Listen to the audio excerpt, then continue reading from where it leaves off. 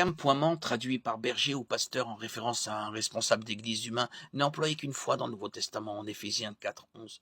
C'est lui qui a donné les uns comme apôtres, les autres comme prophètes, les autres comme évangélistes, les autres comme bergers et enseignants.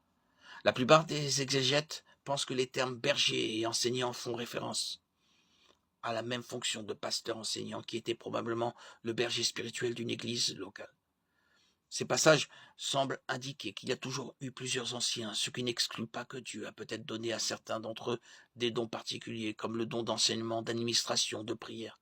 Romains 12, 3, 8, Éphésiens 4, 11. Ni qu'il les appelle peut-être à un ministère dans le cadre duquel ils pourraient faire usage de ces dons. Acte 13, 1.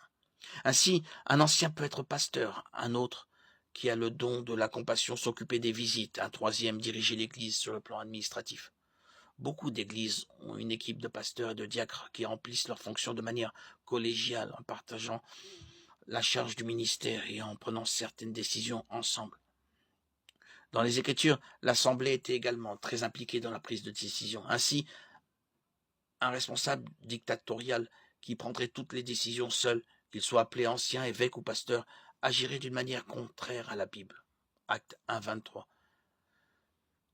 2 Corinthiens 8, 19. De même qu'une église dirigée uniquement par l'Assemblée qui ne respecterait pas ses anciens et ses responsables.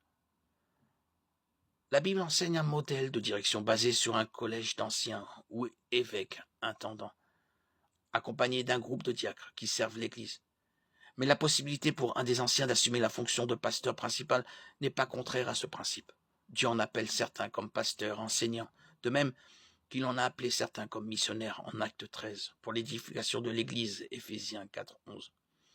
Ainsi, une église peut avoir beaucoup d'anciens, mais tous ne sont pas appelés à avoir des fonctions pastorales. Le pasteur ou ancien enseignant est un ancien parmi d'autres et n'a pas plus d'autorité décisionnelle que n'importe quel autre ancien.